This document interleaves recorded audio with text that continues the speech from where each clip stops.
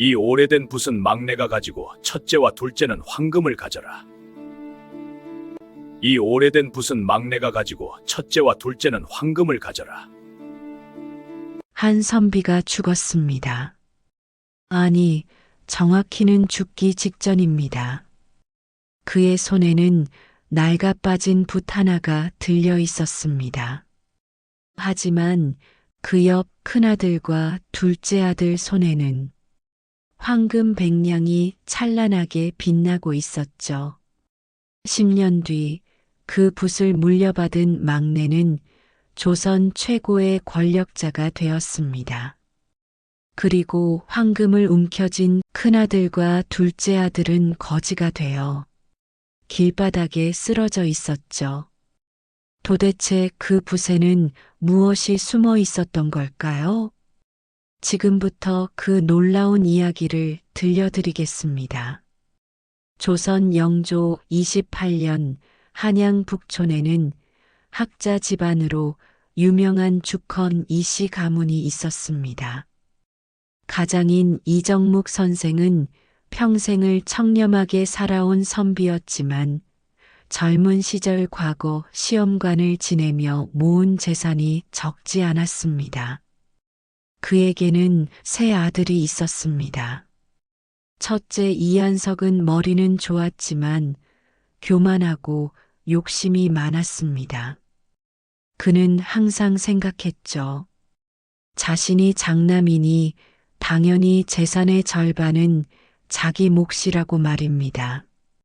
둘째 이양규는 약삭 빠르고 계산이 빠른 상인 기질을 타고났습니다.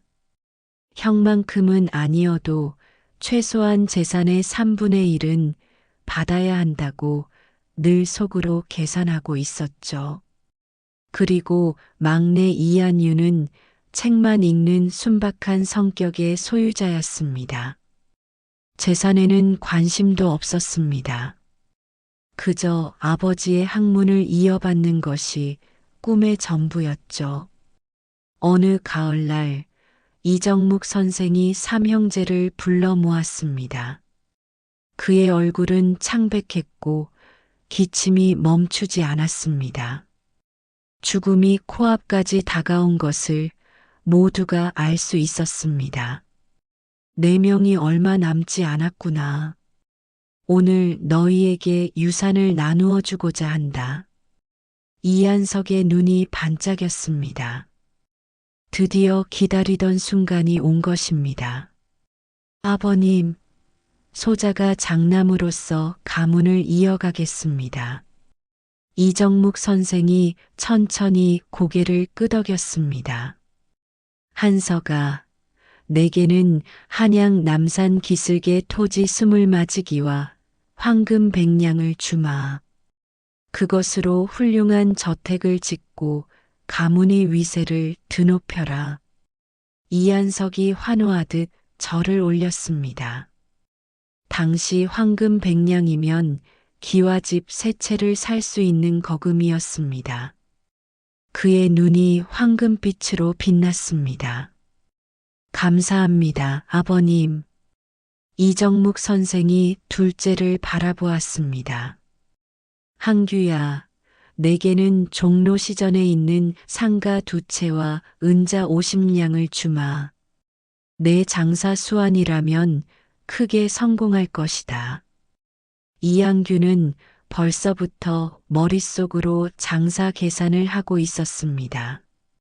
상가 2채면 월세만 해도 10냥씩은 들어올 것이고 은자 50냥으로 비단을 떼어다 팔면 3년 내에 10배는 불릴 수 있을 것 같았습니다. 아버님, 감사합니다. 이 은자로 3년 내에 10배로 불려 보이겠습니다. 그리고 마침내 막내 한유의 차례가 왔습니다. 방 안이 조용해졌습니다. 이정묵 선생이 침대 옆 작은 상자를 열었습니다. 그 안에는 낡은 붓 한 자루가 들어 있었습니다.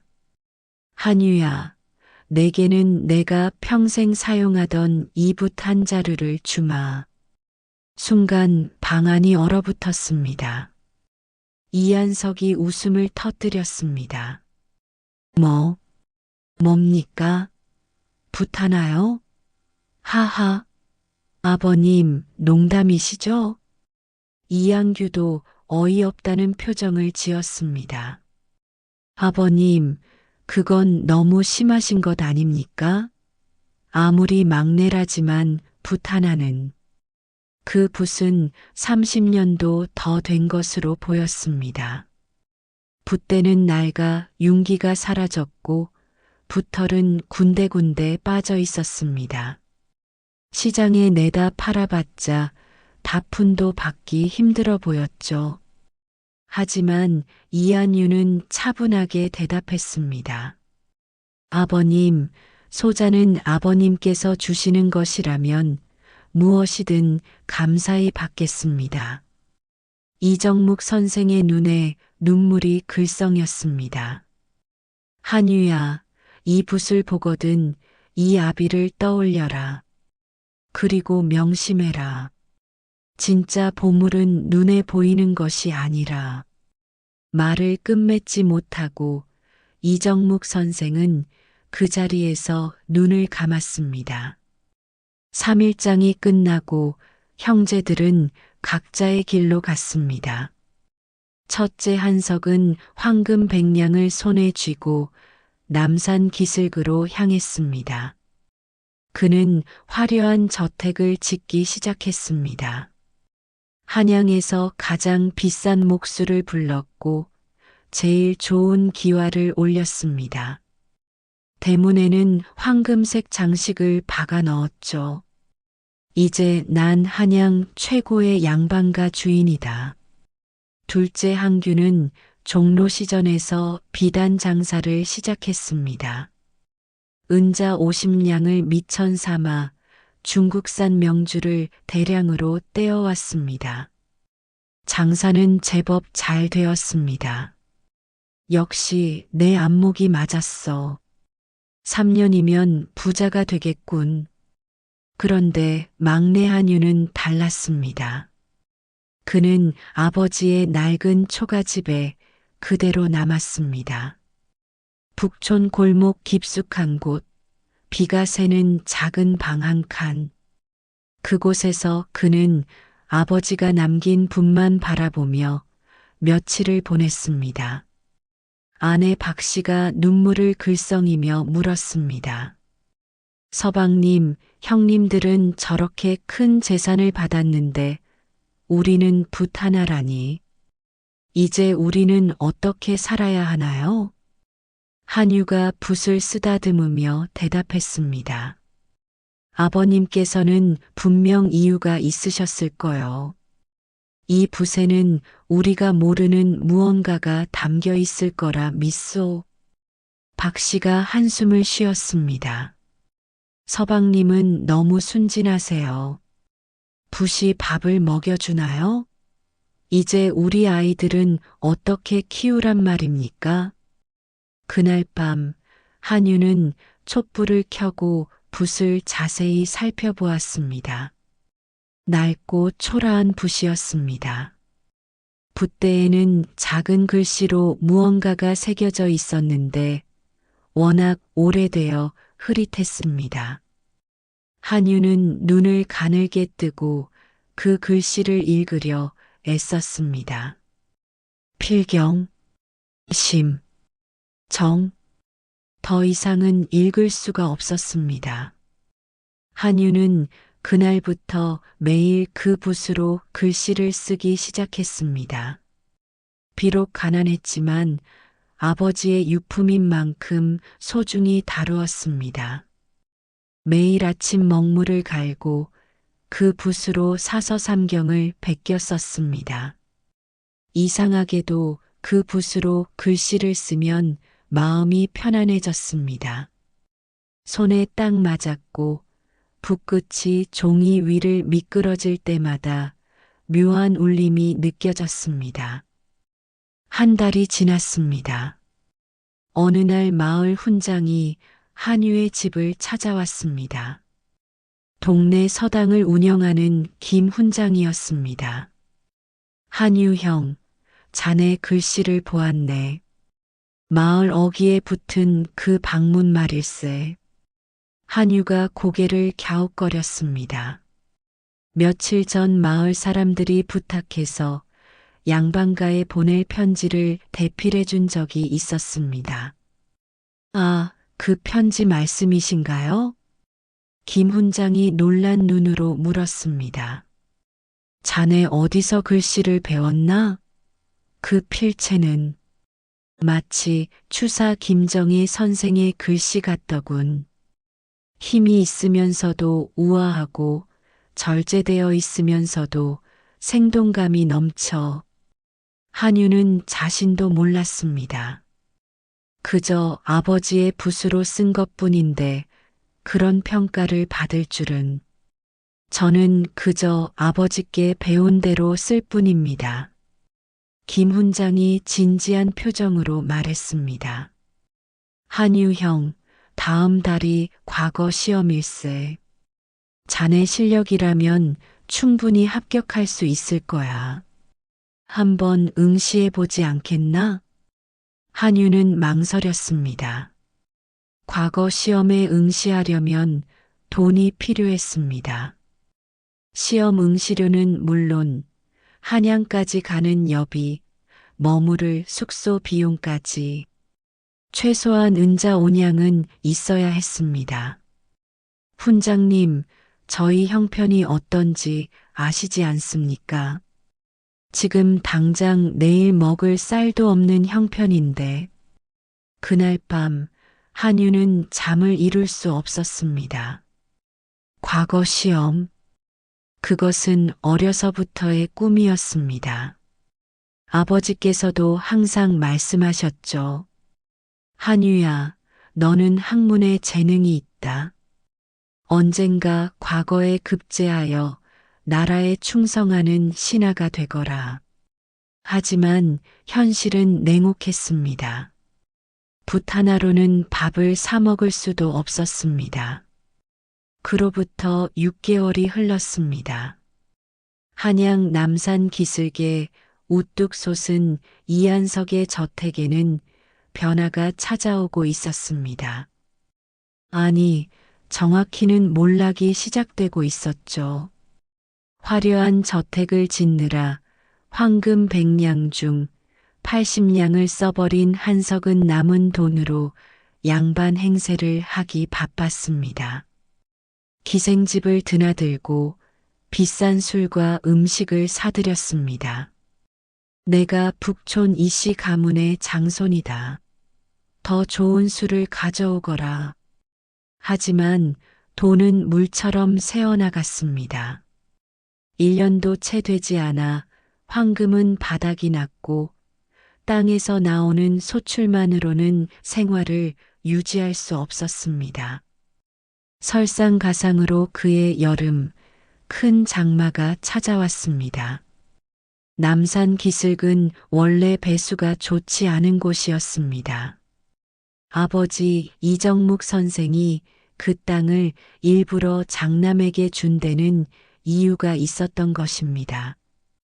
비만 오면 물이 고이고 습기가 차서 농사 짓기에 최악의 땅이었죠. 폭우가 쏟아지고 일주일 후 이한석의 화려한 저택 뒤편 담장이 무너졌습니다. 그리고 지하 저장고에 보관하던 곡식이 모두 물에 잠겼습니다. 이럴 수가. 내 재산이 다 떠내려가고 있어. 한석이 미친 듯이 소리쳤지만 이미 늦었습니다. 복구 비용만 해도 엄청났습니다. 결국 그는 토지 열마지기를 팔아야 했습니다. 한편 둘째 한규의 형편도 나아지지 않았습니다. 비단 장사가 잘 될 것이라는 그의 예상은 완전히 빗나갔습니다. 청나라에서 들여온 고급 명주가 알고 보니 가짜였던 것입니다. 한규는 사기를 당한 것이죠. 이 개자식들, 내 은자 50냥을 돌려내. 하지만 그 중국 상인들은 이미 국경을 넘어 사라진 뒤였습니다. 항규는 빚더미에 앉았습니다. 상가 두 채 중 한 채는 채권자에게 넘어갔고 나머지 한 채도 곧 빼앗길 처지였습니다. 두 형제는 서로를 원망했습니다. 아버지는 왜 우리에게만 이런 재산을 주신 거야? 저주받은 땅이랑 가짜 비단이나 다를 바 없잖아. 그들은 막내 한유가 받은 붓이 생각났습니다. 쓸모없어 보였던 그 붓. 하지만 적어도 그것 때문에 손해볼 일은 없었죠. 바로 그 무렵 한유에게는 신비한 일들이 벌어지고 있었습니다.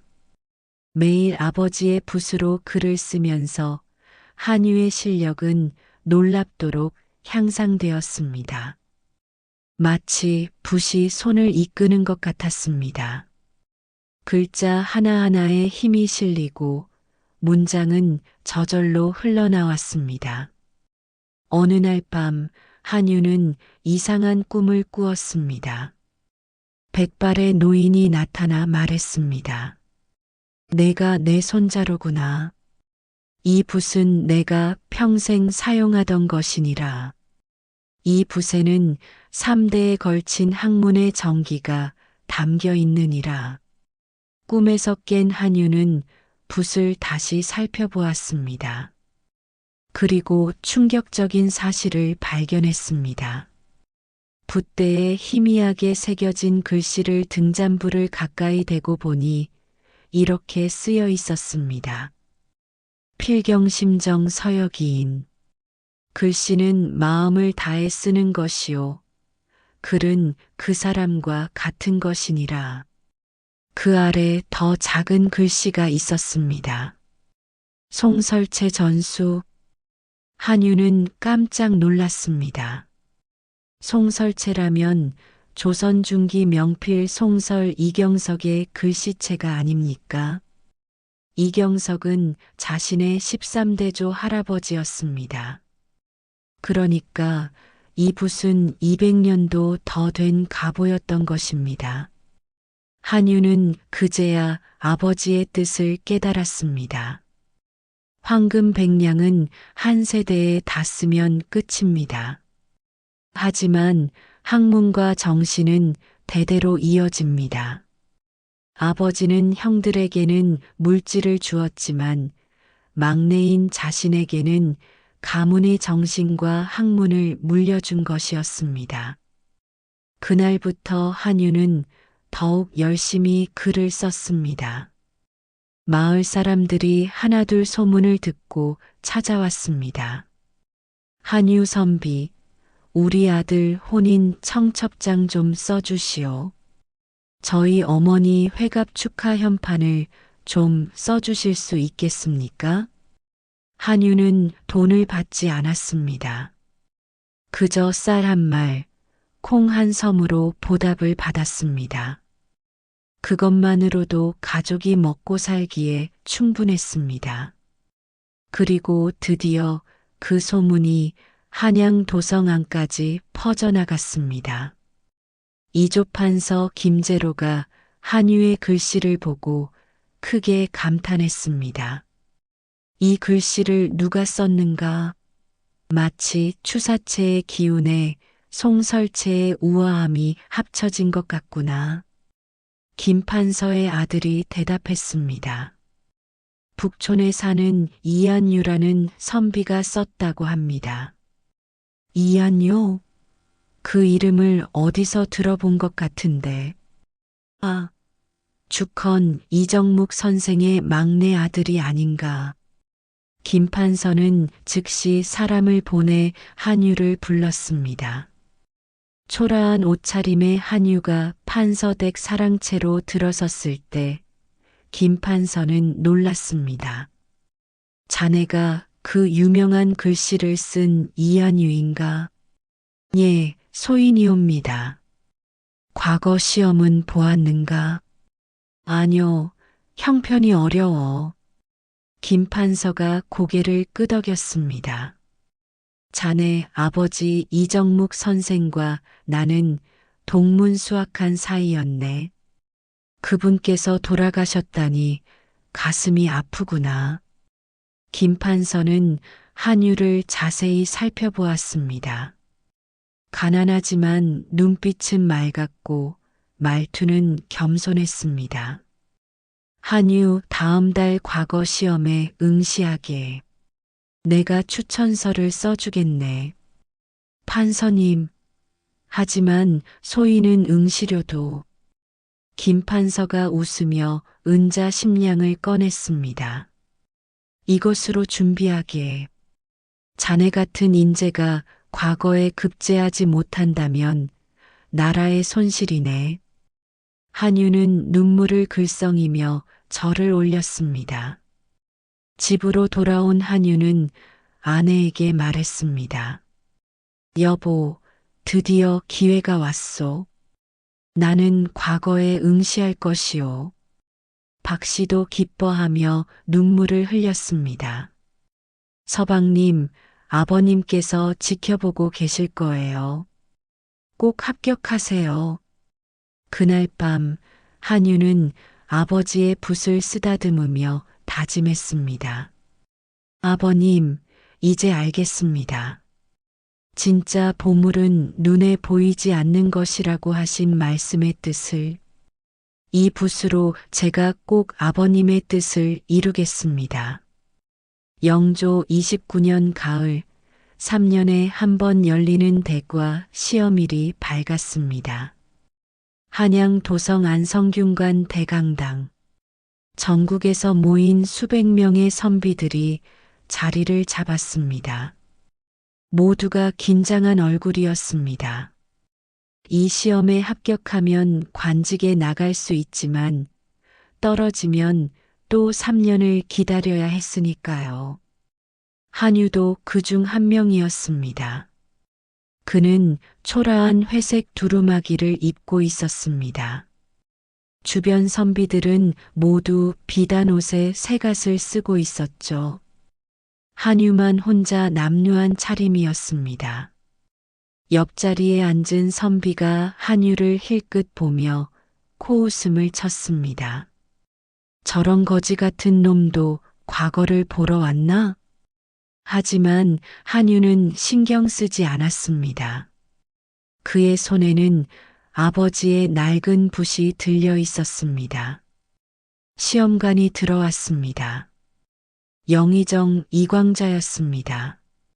조선 최고의 학자이자 영조 임금의 스승이기도 한 분이었죠. 금일 시험 제목을 발표하겠다. 모두가 숨을 죽였습니다. 인의의 지신 오상지덕을 논하라. 시간은 사경까지다. 제목이 발표되자 여기저기서 한숨 소리가 들렸습니다. 어려운 주제였습니다. 유교의 5가지 덕목에 대해 논해야 하는데 단순히 아는 것을 나열하면 안 됩니다. 자신만의 철학과 견해를 담아야 했죠. 한유는 눈을 감았습니다. 그리고 아버지가 생전에 하셨던 말씀을 떠올렸습니다. 한유야, 학문이란 것은 책에 있는 것이 아니라 삶 속에 있는 것이니라.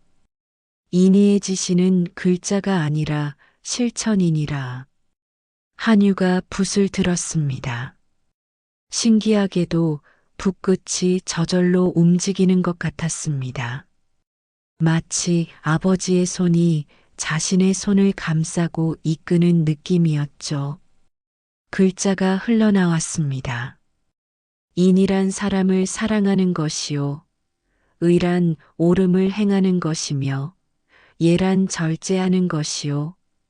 지란 분별하는 것이며 신이란 믿음을 지키는 것이니라. 하나 이 5가지는 각각 떨어진 것이 아니요. 하나로 통하는 것이로다. 한유의 글씨는 힘이 있으면서도 우아했습니다. 마치 살아 움직이는 듯 했죠. 시간이 흘러 해가 기울었습니다. 대부분의 선비들이 답안을 제출하고 나갔습니다. 한유도 마지막으로 붓을 놓고 답안을 냈습니다. 시험관들이 답안을 채점하기 시작했습니다. 이광자, 영의정이 한유의 답안을 집어들었습니다. 처음엔 무심히 보다가 갑자기 눈이 커졌습니다. 이게 무슨... 옆에 있던 이조판서 김제로가 물었습니다. 영의정 대감, 무슨 일이십니까? 이 글씨를 보게, 그리고 이 내용을... 김판서도 놀란 표정을 지었습니다. 이것은 송설체의 정통을 이은 필체입니다. 그리고 이 논리의 깊이라니. 이광자가 답안지 앞면을 확인했습니다. 이한유라고? 김판서가 빙그레 웃었습니다. 아, 그 선비입니다. 제가 추천한 주컨 이정묵 선생의 막내 아들입니다. 이정묵 선생의 아들이라고? 그 청렴한 학자의... 그렇습니다. 이광자가 고개를 끄덕이며 답안을 다시 읽었습니다. 글의 내용도 훌륭했습니다. 단순히 책에서 읽은 지식을 나열한 것이 아니라 실제 삶에서 오상지덕을 어떻게 실천해야 하는지를 구체적으로 논했습니다. 가난한 자를 도우는 것이 인이요. 불의를 보고 침묵하지 않는 것이 의라는 식으로 말입니다. 이 선비는 책상에서만 공부한 것이 아니로군. 삶으로 학문을 깨달았어. 채점이 끝났습니다. 다음 날 합격자 명단이 발표되었습니다. 성균관 앞 벽보판 앞에는 수백 명의 사람들이 몰려들었습니다. 모두가 자신의 이름을 찾으려 애썼죠. 한유도 그 속에 있었습니다. 키가 작아 앞으로 나가지도 못했습니다. 그때 누군가 소리쳤습니다. 장원 급제자는 이한유. 한유의 심장이 멎는 것 같았습니다. 뭐라고? 장원이라니. 1등 급제자가 이한유라고. 주변 사람들이 웅성거렸습니다. 이한유가 누구야? 북촌에 사는 가난한 선비라던데? 아, 저 남루한 옷 입은 사람 아닌가? 사람들이 한유를 쳐다보았습니다. 한유는 믿을 수가 없었습니다. 장원 급제라니. 1등으로 합격했다니. 그는 품 안에 아버지 붓을 꺼내 꼭 껴안았습니다. 아버님, 해냈습니다. 소자가 해냈습니다. 눈물이 주르륵 흘러내렸습니다. 그날 저녁 이광자 영의정이 직접 한유를 불렀습니다. 이한유, 내 글은 참으로 훌륭했다. 주상 전하께서도 크게 칭찬하셨느니라. 황송하옵니다, 대감. 내일 궁궐로 들어가 임금님을 뵙게 될 것이다. 장원 급제자에게는 특별한 영광이 주어지느니라. 다음 날 한유는 창덕궁으로 들어갔습니다. 영조 임금이 용상에 앉아 계셨습니다. 내가 이한유냐? 예, 전하. 소신 이한유이옵니다. 영조가 한유를 유심히 살펴보았습니다. 내 답안을 읽어보았다. 실로 훌륭하더구나. 그리고 그 글씨체 마치 200년 전 송설 이경석의 글씨를 보는 것 같았다. 황공하옵니다, 전하. 내게 물어보겠다. 너는 인의의 지신 중에서 무엇이 가장 중요하다고 생각하느냐? 한유는 잠시 생각한 후 대답했습니다. 소신은 신, 즉 믿음이 가장 중요하다고 생각하옵니다. 왜 그렇게 생각하느냐? 인의의 지는 모두 신을 바탕으로 하옵니다. 믿음이 없으면 사랑도 거짓이요, 의로움도 위선이며 예도 껍데기일 뿐이옵니다.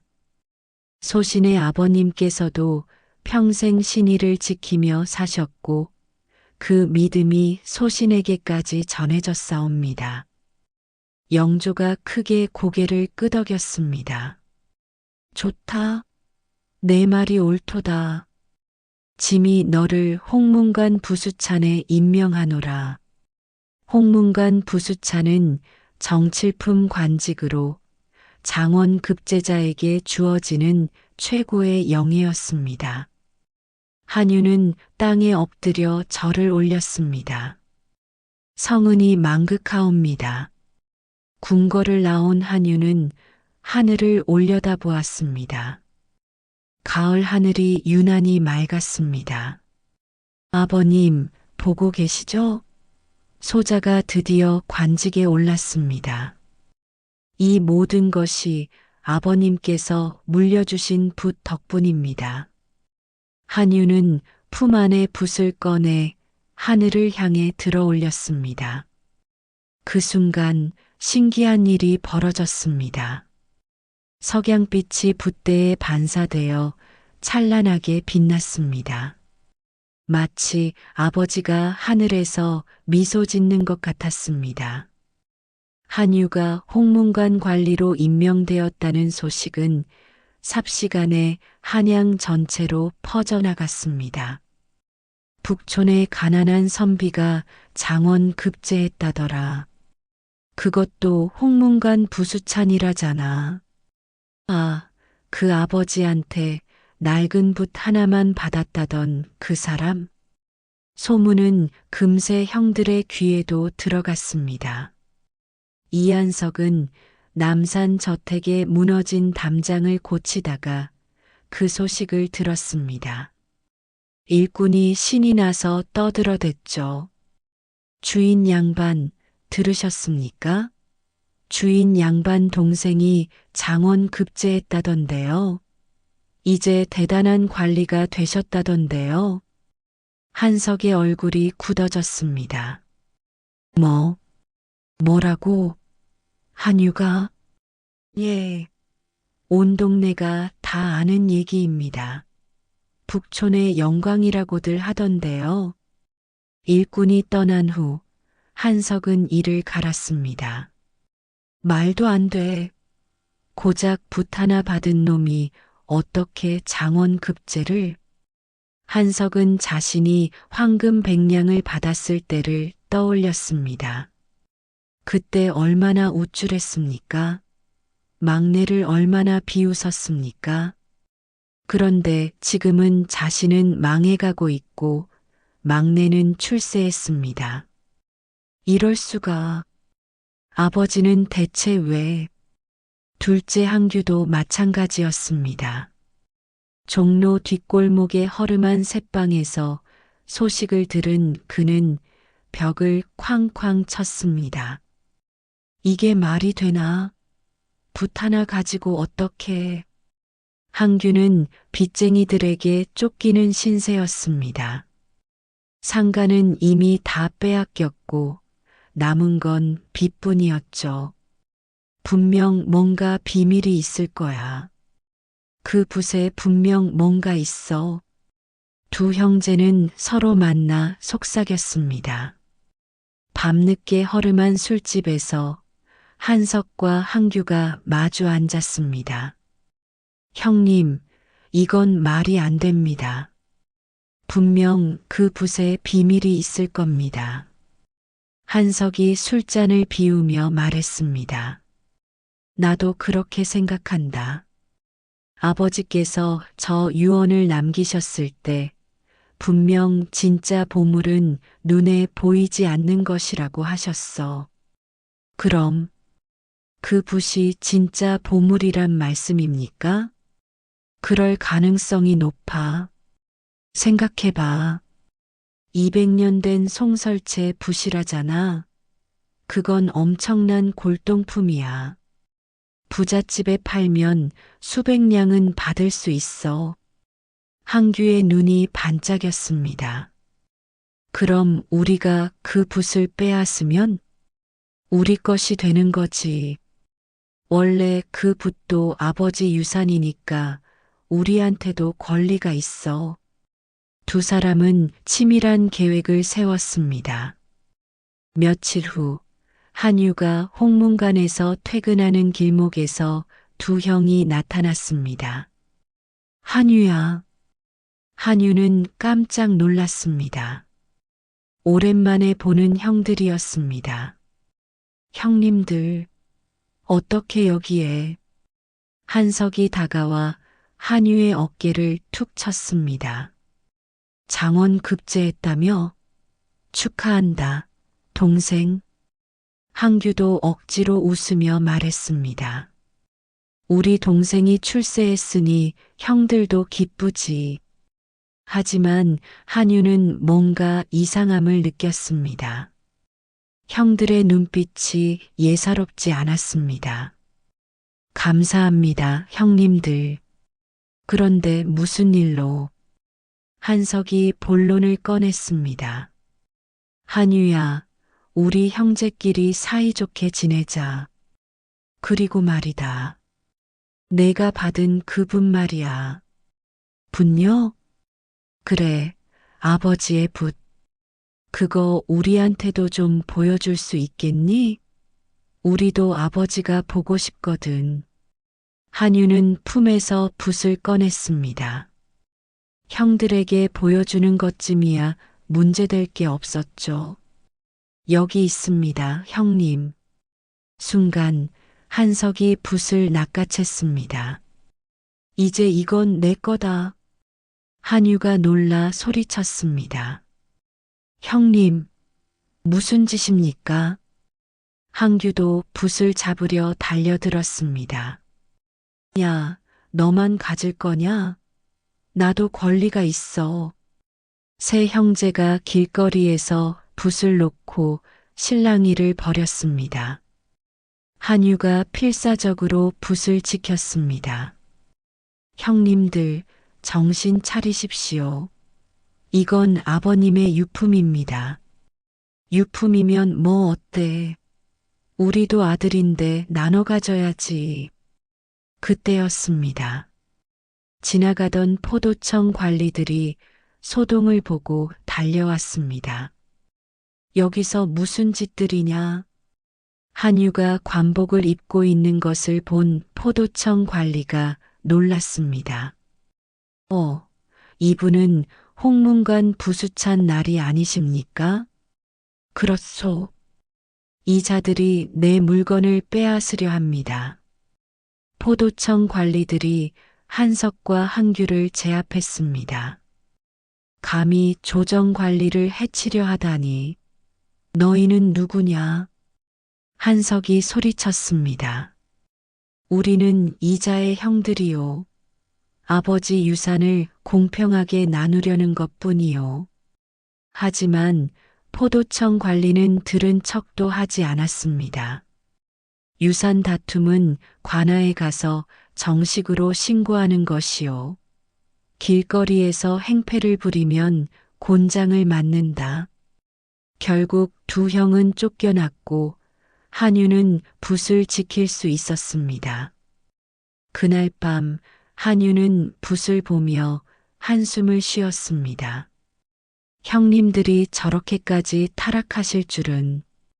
아내 박씨가 걱정스럽게 물었습니다. 서방님, 형님들이 또 올까봐 무섭습니다. 걱정 마오. 이 붓은 내가 목숨 걸고 지킬 것이오. 하지만 형들의 집착은 여기서 끝나지 않았습니다. 한석과 한규는 더 악랄한 계획을 세웠습니다. 소송을 걸자. 아버지 유산 분배가 불공평했다고. 좋은 생각이야. 그럼 관아에서 그 붓을 압수할 거야. 두 형제는 한성부에 소장을 제출했습니다. 망부 이정묵의 유산 분배가 불공평하였으므로 재분배를 요청하옵니다. 특히 막내가 받은 골동품 붓은 그 가치가 수백냥에 이르는 것으로 이는 형제들이 공동으로 소유해야 마땅하옵니다. 한성부 판윤이 이 소장을 받고 고개를 갸웃거렸습니다. 붓 하나 가지고 소송을? 이 형들이 정말. 하지만 법은 법이었습니다. 정식으로 소장이 접수되었으니 조사를 해야 했습니다. 한유에게 한성부의 출두 명령이 떨어졌습니다. 며칠 후 한성부 관아 한유와 두 형이 마주 섰습니다. 판윤이 물었습니다. 이한석, 이양규, 너희는 아버지께서 유산을 불공평하게 나누었다고 주장하는가? 그렇습니다, 나리. 저희는 황금과 땅을 받았지만 모두 잃었고 막내만 귀한 붓을 받아 출세했습니다. 너희가 재산을 잃은 것은 너희 잘못이 아니냐? 하지만 아버지께서 애초에 공평하게 나누셨다면 이런 일은 없었을 것입니다. 판윤이 한유를 바라보았습니다. 이한유, 너는 어찌 생각하느냐? 소인은 아버님의 뜻을 따랐을 뿐입니다. 이 붓은 저에게 주신 유품이며 형님들도 각자의 몫을 받으셨습니다. 그 붓을 가져왔느냐? 예, 여기 있습니다. 한유가 붓을 꺼내자 판윤이 자세히 살펴보았습니다. 확실히 오래된 붓이었습니다. 하지만 골동품으로서의 가치가 수백냥이나 되는지는 의문이었습니다. 판윤이 감정사를 불렀습니다. 이 붓의 가치를 평가하라. 감정사가 붓을 꼼꼼히 살펴본 후 말했습니다. 이 붓은 확실히 200년은 된 물건으로 보입니다. 송설 이경석 선생의 것이라면 역사적 가치는 있으나 실제 금전적 가치는 기껏해야 은자 5냥 정도입니다. 뭐라고? 한석과 한규가 동시에 소리쳤습니다. 겨우 5냥? 감정사가 고개를 끄덕였습니다. 붓대도 낡았고 붓털도 빠져 있습니다. 실용성은 거의 없고 골동품으로서도 보존 상태가 좋지 않습니다. 판윤이 냉정하게 말했습니다. 너희가 받은 황금 100냥, 은자 50냥과 비교해 보면 어느 쪽이 더 가치 있느냐? 이 소송은 기각한다. 한석과 한규는 허탈하게 그 자리에 주저앉았습니다. 그들은 깨달았습니다. 붓의 가치는 돈이 아니었습니다. 그 안에 담긴 정신과 학문이었던 것입니다. 하지만 그들은 이미 너무 늦게 깨달았습니다. 그로부터 5년이 흘렀습니다. 한유는 영조 임금의 신임을 받으며 승승장구했습니다. 홍문관 부수찬에서 시작해 이제는 이조참의가 되었습니다. 조선 조정에서 손꼽히는 고위 관리가 된 것이죠. 그의 명성은 글씨에서 시작되었지만 곧 그의 청렴함과 지혜로 이어졌습니다. 어느 날 한양에 큰 흉년이 들었습니다. 백성들이 굶주리고 있었죠. 조정 대신들이 모여 대책을 논의했습니다. 흉년이 너무 심합니다. 국고의 쌀을 풀어야 합니다. 하나 국고의 쌀도 넉넉지 않습니다. 어찌합니까? 영조 임금이 한유를 바라보았습니다. 이한유, 내 생각은 어떠하냐? 한유가 나아가 아뢰었습니다. 전하, 소신은 부유한 양반가와 상인들에게 협조를 구하는 것이 좋겠다고 생각하옵니다. 억지로가 아니라 그들의 자발적인 마음에서 우러나오도록 해야 하옵니다. 어떻게 그리 하겠느냐? 소신이 직접 그들을 찾아가 설득하겠나이다. 영조가 고개를 끄덕였습니다. 좋다. 해보아라. 한유는 한양의 부자들을 일일이 찾아갔습니다. 그리고 어린 시절 자신이 얼마나 가난했는지, 백성들의 고통이 얼마나 큰지를 진심을 담아 이야기했습니다. 저는 아버지께 낡은 붓 하나만 물려받은 가난한 선비였습니다. 하지만 그 붓으로 글을 쓰고 과거에 급제하여 오늘날 이 자리에 있습니다. 여러분도 백성들에게 기회를 주십시오. 그것이 진정한 보물입니다. 한유의 진심 어린 호소에 많은 부자들이 감동했습니다. 자발적으로 쌀을 내놓기 시작했습니다. 결국 한양의 백성들을 먹여 살릴 수 있었습니다. 영조 임금이 크게 칭찬했습니다. 이한유, 내야말로 진정한 인재로다. 한유의 명성은 더욱 높아졌습니다. 한편 두 형의 상황은 더욱 나빠졌습니다. 첫째 한석은 남은 토지마저 모두 팔았습니다. 빚을 갚고 나니 아무것도 남지 않았습니다.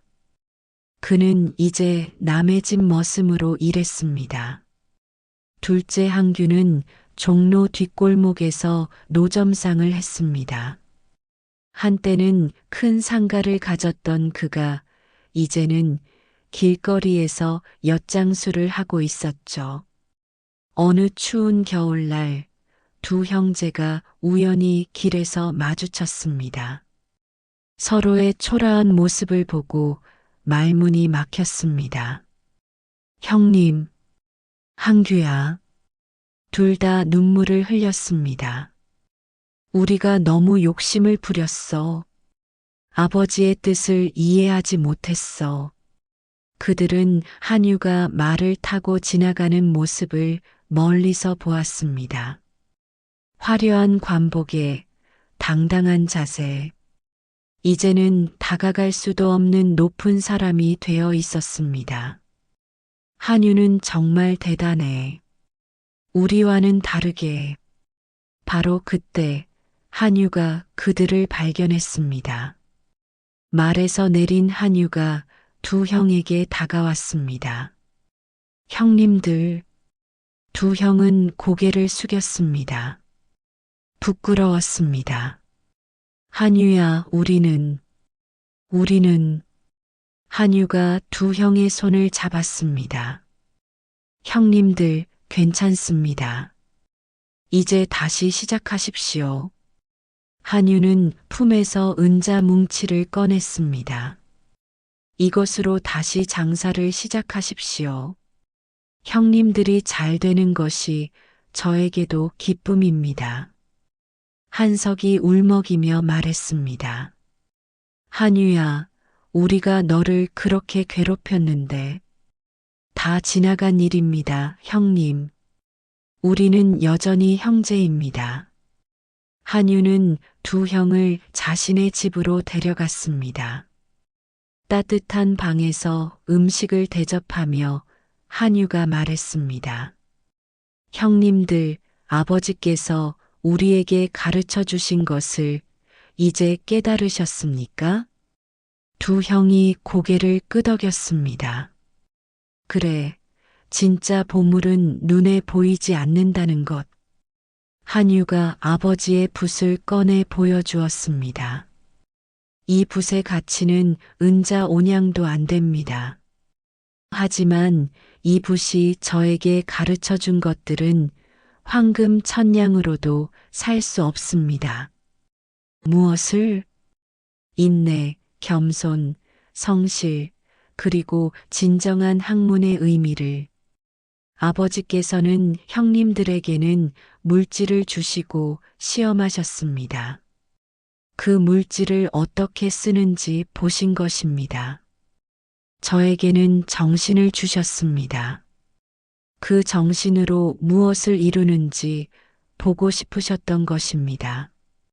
한석이 고개를 숙였습니다. 우리는 실패했어. 물질에 욕심을 부렸고 결국 모든 것을 잃었지. 한유가 형의 어깨를 다독였습니다. 아닙니다, 형님. 이제라도 깨달으셨으니 성공하신 겁니다. 며칠 후, 한유는 두 형을 위해 작은 서점을 마련해 주었습니다. 그리고 직접 간판 글씨를 써 주었습니다. 주컨서사. 아버지의 호를 딴 서점이었습니다. 형님들, 이곳에서 다시 시작하십시오. 돈이 아니라 책으로, 지식으로 사람들을 도우십시오. 두 형은 눈물을 흘리며 절을 올렸습니다. 한유야, 정말 고맙다. 우리가 너한테 그렇게 못되게 굴었는데. 형제니까요. 그날 밤 한유는 집에 돌아와 아버지의 영정 앞에 앉았습니다. 그리고 붓을 꺼내 들었습니다.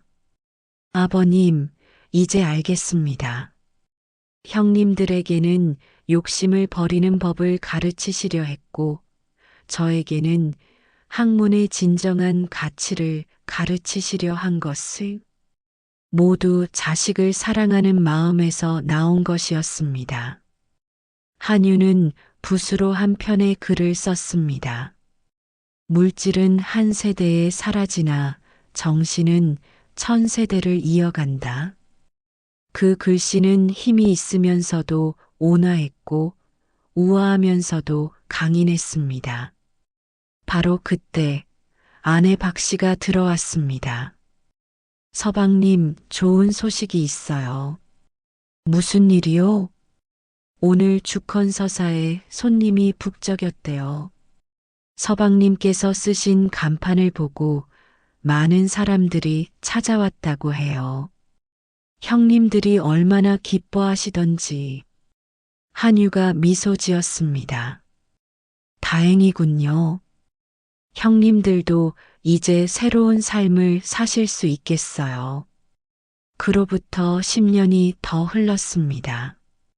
한유는 이조 판서까지 올랐습니다. 조선 조정에서 가장 높은 자리 중 하나였죠. 그는 여전히 아버지의 낡은 붓을 소중히 간직했습니다. 중요한 문서를 작성할 때마다 그 붓을 사용했습니다. 두 형은 주컨서사를 크게 키웠습니다. 이제는 한양에서 가장 유명한 서점이 되었습니다. 그들은 가난한 선비들에게 책을 무료로 빌려주기도 했습니다. 어느 봄날 세 형제가 아버지의 묘소를 찾았습니다. 한석이 묘비 앞에 절을 올리며 말했습니다. 아버님, 이제야 알았습니다. 아버님의 진정한 뜻을. 한규도 고개를 숙였습니다. 저희를 시험하신 것이었습니다. 그리고 저희는 그 시험에서 한 번 낙제했지만 다시 일어설 기회를 주셨습니다. 한유가 붓을 꺼내 하늘을 향해 들어 올렸습니다. 아버님, 이 붓으로 저는 많은 것을 배웠습니다. 그리고 이제 제 아들에게도 물려줄 것입니다. 진짜 보물은 눈에 보이지 않는다는 것을, 학문과 정신이 영원하다는 것을. 바람이 불어왔습니다. 마치 아버지가 하늘에서 미소 짓는 것 같았습니다. 세 형제는 그렇게 묘소 앞에서 오랫동안 서 있었습니다. 그들은 깨달았습니다. 황금 백냥은 한 세대에 사라졌지만 붓 하나에 담긴 정신은 영원히 이어진다는 것을, 진정한 유산은 물질이 아니라 가치관이라는 것을, 그리고 가장 큰 보물은 가족의 사랑이라는 것을. 한유의 이야기는 이렇게 끝이 났습니다. 하지만 그 교훈은 오늘날까지 전해지고 있습니다. 여러분도 기억하십시오. 눈에 보이는 것만이 전부가 아닙니다. 때로는 가장 초라해 보이는 것 속에 가장 큰 가치가 숨어 있습니다. 그리고 진정한 부는 통장 잔고가 아니라 당신이 가진 지혜와 품성입니다. 오늘도 여러분의 인생에서 진짜 보물을 찾으시길 바랍니다. 구독과 좋아요 부탁드려요. 감사합니다.